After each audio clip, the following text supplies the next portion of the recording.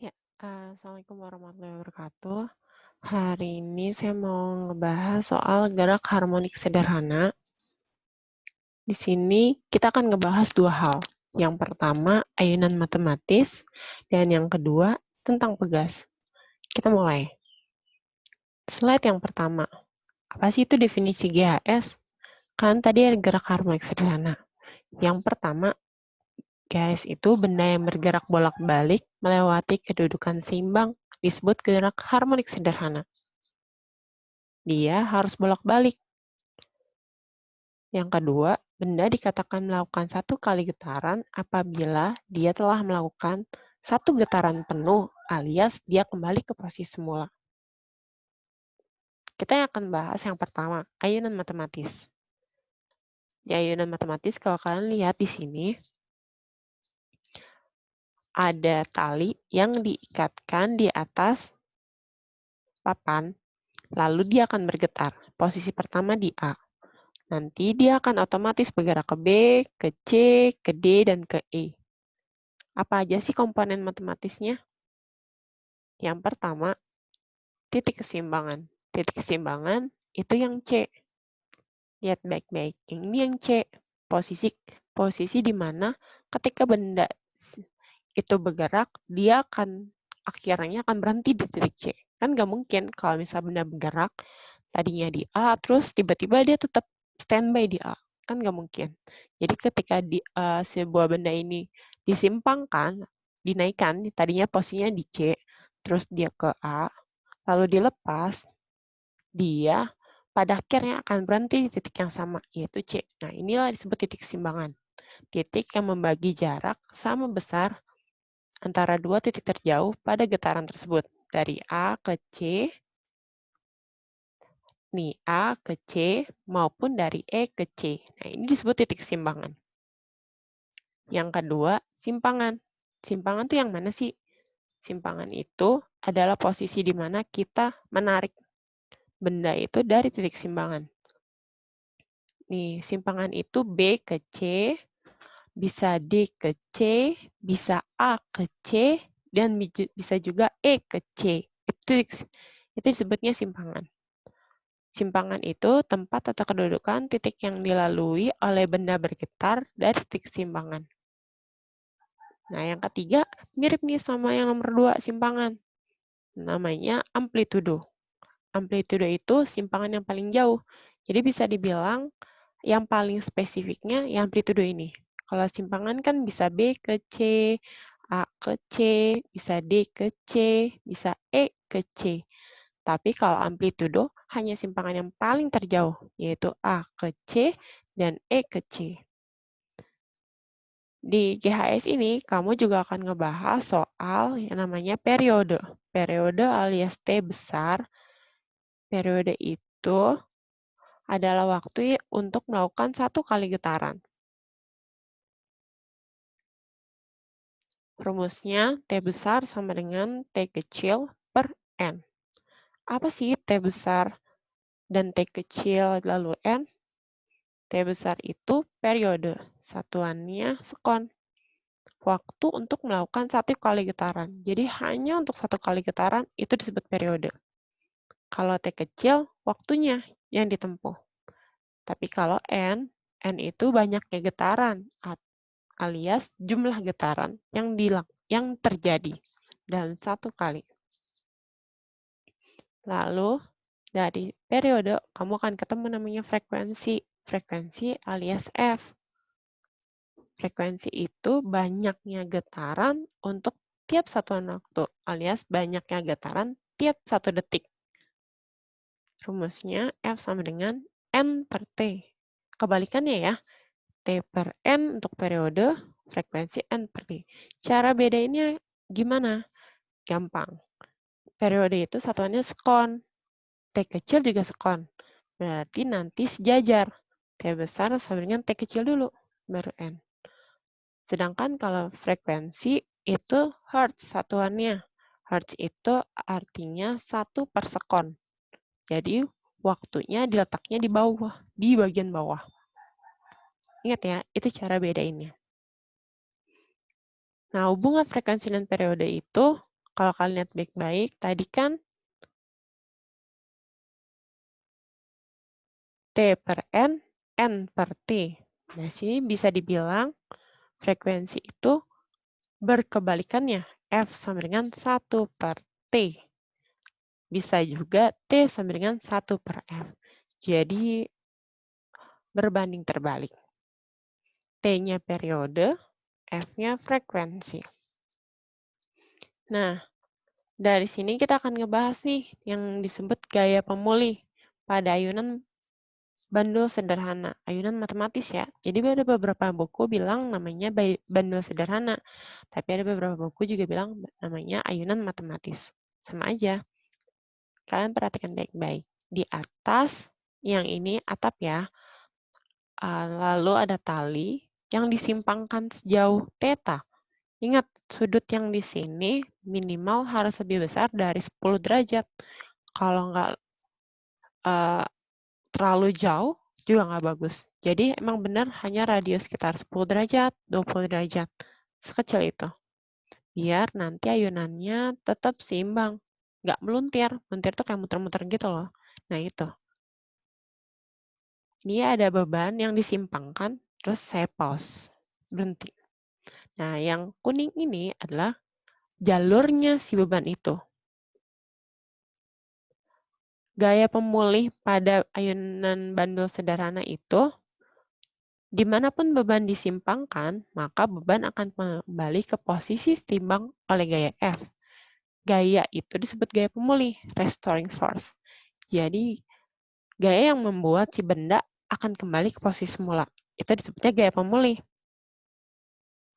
Misalkan kamu narik bendanya ke kanan, udah pasti nanti dia akan ke kiri, dan pada akhirnya akan berhenti di titik sama. Titik keseimbangan. Nih yang titiknya putus-putus. Besarnya berapa sih? Ya, saya kasih tahu caranya. Ini kan bebannya ini pasti punya namanya gaya berat dan letaknya ke arah bawah, yaitu ke arah gravitasi bumi. Kalau ke arah gravitasi bumi udah pasti besarnya adalah besarnya beban alias berat. Berat W sama dengan M kali G. M itu apa? Kalau kalian ingat, M itu massa dan G itu gaya gravitasi bumi. Nilainya udah pasti 9,8 sampai 10 meter per sekon kuadrat. Lalu, kalian lihat di sini. Di sini, dia membentuk sudut ya. Jadi biar dia lurus, nah, sudut yang di atas dengan sudut yang di bawah saling berhadapan, sehadap. Bukan berhadapan, tapi sehadap. Jadi besarnya akan sama. Kalau kita nggak tarik garis, maka W ini akan bernilai sama dengan M kali G cos theta. Ingat, tahu dari cos dari mana? Gampang. Di sini ada sisi, dan ada sudut. Udah pasti itu pakai cos. Lalu kita harus cari yang ini nih, selanjutnya. Pas mengarah, kan kita tadi aku kasih tahu, kalau gaya pemulih itu gaya yang membuat si benda kembali ke posisi semula. Jadi ketika kalian coba seimbangin ke atas, alias ke kanan, pasti dia akan berubah ke kiri. Itulah gaya pemulih. Nah, gaya pemulih, tadi kan di sini mg cos theta. Berarti gaya pemulihnya udah pasti. Mg sin theta. Jadi, gaya pemulihnya, kesimpulannya, F-nya itu mg sin theta. Seharga itu. M-nya massa benda, G-nya gravitasi bumi.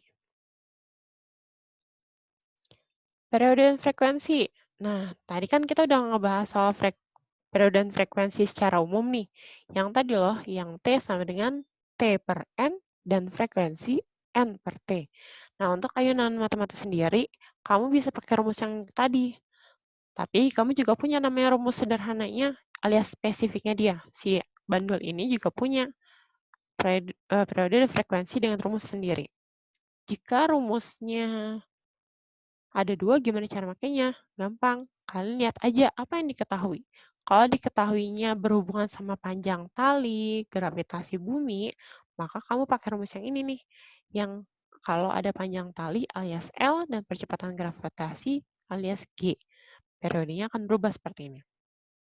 T sama dengan 2V akar L per G. Kalau rumus yang sebelumnya yang sepasang tadi, itu kalau hanya ketahuan jumlah getaran sama waktunya aja. Tapi kalau untuk yang ini, kamu pakai yang 2V akar L per G. Cara ngafalinnya susah ya? Nggak juga sih. T-nya kan 2V nih, sejajar. Ini pakai abjad terbalik. Jadi kalau kan di sini ada T, ada L, ada G. Sesuai abjad aja. T, sebelumnya pasti L. Sebelumnya lagi pasti G. Nah, itu dia. Cara ngafalinnya kayak gitu. Jadi alurnya mundur. L itu apa? L itu panjang tali. G-nya apa? G-nya percepatan gravitasi bumi. Nah, itu periodenya. Lalu gimana frekuensinya? Frekuensinya kebalik aja. Kan tadi ada rumus yang kebalik tuh. Yang F sama dengan 1 per T, atau T sama dengan 1 per F. Ya udah, kalau kalian udah ketemu periodenya, terus kalian disuruh nyari frekuensinya, tinggal pakai rumus yang tadi aja, itu nggak masalah. Tapi kalau kalian soalnya nggak ketahuan periodenya, dan langsung tiba-tiba nanyain frekuensi, berarti pakai rumus ini. Kebalikannya tetap. Tuh, sama kan, cuman dia kebalik doang. Kalau frekuensi 1 per 2V, kalau periode 2V. Nah, ini tinggal kebalik deh, L per G jadinya G per L. Nah, itu dia. Sama kan? Nah, untuk yang selanjutnya, kita akan ngebahas pegas. Ayunan matematis pegas. GHS itu ngebahas dua itu. Sekarang kita akan ke pegas. Lihat ada benda di sini. Di sini titik O alias titik simbang. Titik simbangannya pegas di sini ya, di O. Terus di sini ada pegas. Ingat ya, setiap pegas nggak semua pegas nilai K-nya sama. Di sini ada yang namanya K alias ketetapan pegas, konstanta pegas lah. Dia bisa dibilang kekuatannya pegas dan tiap pegas kekuatannya beda-beda. Jadi jangan kaget kalau misalnya pegas yang di rumah kamu sama di rumah teman kamu jelas beda. Karena dia punya ketahanannya masing-masing dan perlakuannya yang berbeda. Nah, ini pegas. Terus di sini ada benda yang dikaitkan di sebuah pegas. Lalu dicoba untuk ditarik ke arah kanan. Kanannya searah P. P ini titiknya. Sejauh X. Jika balok ditarik ke posisi P lalu dilepaskan, maka balok akan bergerak secara bolak-balik secara teratur. Dari P ke O, ke Q di sini, terus ke O lagi, ke P lagi, ke O lagi, terus ke Q lagi, seterusnya sampai dia berhenti, sampai balik lagi ke titik O. Nah, satu kali getaran itu ketika dia hanya sampai kembali ke posisi semulanya. Misalkan tadi kan O, terus ditarik nih ke P.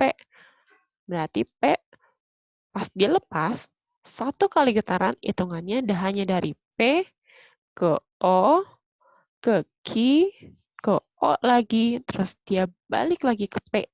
Oke, udah selesai. Itu satu kali getaran. Nah, yang selanjutnya gaya pemulih. Nah, tadi kan kalau kalian lihat di situ ada udah kelihatan tuh gaya pemulih. Gaya pemulih. Jadi dimanapun balok berada dari posisi simbang, maka si balok yang tadi akan kembali lagi ke posisi semula. Nah, ini disebut gaya pemulih. Ya, baik-baik di sini ketika kamu tarik ke P, maka dia akan otomatis bolak-balik dan kembali ke posisi semula. Ini disebut gaya pemulih. Besarnya berapa? Besarnya ini. F sama dengan min Kx. Kenapa minus? Karena arahnya berlawanan sama kamu narik tadi. Tapi kenapa? Yang tadi enggak, yang enggak, hanya pegas aja, yang negatif. K-nya itu konstanta pegas, kekuatan pegas, dan X itulah simpangan. Dari posisi semula itu simpangan. Nah, di sini akan ngebahas periode dan frekuensi. Kalau untuk pegas, periode dan frekuensinya pakai rumus yang ini. Yang ini juga pakai abjad terbalik. Cara bedainnya adalah di sini punya yang namanya konstanta pegas, dan itu di setiap soal udah ketahuan, kecuali dia emang ditanya ya. Jadi dia udah ketahuan nih, konstanta pegasnya berapa. Nah, di sini juga ada yang namanya massa. Ingat, konstanta pegas itu nggak punya satuan, jadi jangan kaget. Terus bebannya ini massa, satuannya kilogram. Jadi periode adalah T sama dengan 2V, sama ya kayak tadi. Cuman di sini ini akar M per K. M-nya massa, K-nya konstanta pegas. Dan ini juga abjad terbalik. Jadi dari T maju lagi ke M, maju lagi ke K. Seperti itu. Dan frekuensinya tentu aja kebalik. Tinggal dibalik aja. FKM, Fakultas Kesehatan Masyarakat. Kalau pengen kamu ngapalinnya kayak gitu. Sama aja. Nah, kita akan ngebahas soal gerak harmonik. Karena dia bolak-balik, otomatis dia akan ngebentuk yang namanya sinusoidal. Sinusoidal tuh yang bentuknya kayak gelombang sinus di matematika. Sama, kalau kamu perhatikan baik-baik, benda yang bergerak, dia akan naik, turun, naik, turun, naik, turun, maka otomatis akan kebentuk yang namanya grafik sinusoidal. Nah, grafik sinusoidal atau di sini simpangan, maka akan membentuk nih A, sin, omega T. Saya pernah ngebahas ini nih waktu di semester 1, semoga kamu masih ingat. A itu amplitudo, sin, sinus, omega T sudut fase. Omega itu kecepatan sudut atau frekuensi sudut, yang T-nya adalah waktu. Dan Y udah pasti simpangan. Nah, kita akan ngebahas penurunan persamaan GAS. Kan tadi rumusnya Y sama dengan A sin omega T. Dia harus turun. Kalau kamu ditanyanya adalah kecepatan, V, kecepatan, maka kalau diturunin, jadinya omega A cos theta, cos omega T. Gimana caranya tiba-tiba jadi V kali A? Kan di sini sinus omega T. Jadi kalau penurunan itu hanya yang nempel sama waktu aja, alias nempel sama T. Karena dia turunannya omega T, maka dituruninlah dia taruh ke depan. Jadi kalau taruh di depan, omeganya taruh ke depan. Omega kali A, sinusnya harus berubah. Turunan sinus itu adalah cos. Jadi omega A cos omega T. Nah, inilah nilai kecepatan. Kalau kamu ditanyanya percepatan, maka dia akan turun lagi. Omega T-nya diturunin lagi ke depan. Jadinya omega kali A. Ya udah, dikuadratin aja. Omega kuadrat kali A. Minusnya dapat dari mana? Dari sini. Kan kalau tadi sinus turunannya kosinus. Tapi kalau kosinus karena kebalik, jadinya negatif. Jadinya min omega kuadrat A sin omega T. Nah, ini dia. Percepatannya jadi negatif.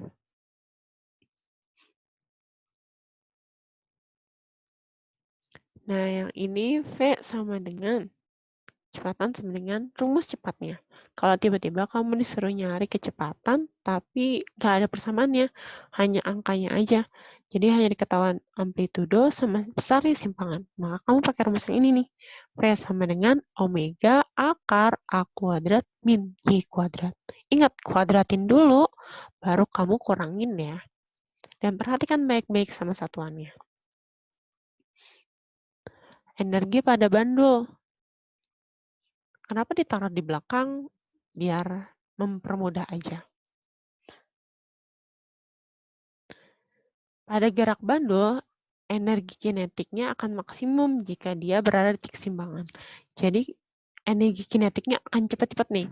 Kamu bandingin aja kayak kamu lagi main ayunan. Ketika kamu di posisi A, lalu di posisi C, dan di posisi E. Energi kinetiknya adalah ketika kamu bergerak sangat cepat. Udah pasti, itu ada di C. Dan energi potensialnya akan maksimum ketika kamu berada di posisi simpangan maksimum, alias di amplitudo. Jadi makin tinggi, udah pasti kan energi potensialnya gede. Nah, ketika kamu lepas, udah pasti nih nanti energi kinetiknya dia akan membesar di posisi C. Jadi bisa dibilang di A potensialnya besar, tapi di A pula energi kinetiknya kecil. Menuju B, lalu ke C, di sini energi kinetiknya minimum, tapi energi kinetiknya maksimum, tapi energi potensialnya minimum.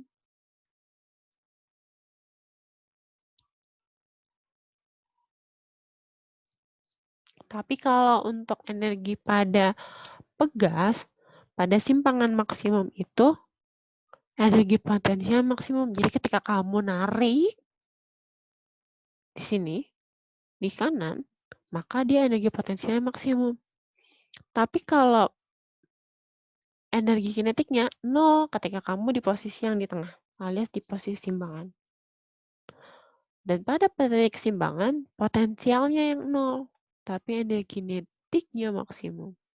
Karena di sini pas banget cepet-cepetnya di sini. Tapi kalau di atas yang di sebelah kanan, dia potensialnya yang paling besar yang pada saat dia disimpangkan. Oh, ditarik lah, bisa dibilang kayak gitu. Besar nilainya berapa? Ini dia. Energi potensial, rumusnya setengah KY kuadrat. Dia juga ada hukum kekalahan energinya. Jadi jangan kaget kalau kamu akan ketemu energi potensial, energi kinetik, dan energi mekanik. Di sini EP sama dengan setengah KY kuadrat. I-nya simpangan, rumusnya A sin omega T kuadrat dikuadratin. Jadi nanti energinya itu M kali omega kuadrat. Jadi kamu pakai aja rumus yang di atas. EP sama dengan setengah KY kuadrat. Nah, itu. Berarti kamu harus cari dulu simpangannya ya. Terus energi kinetiknya yang di atas. Pokoknya kamu hafalin yang paling merah. Nah, di sini EK sama dengan setengah MV. Oh, kuadratnya hilang. V kuadrat.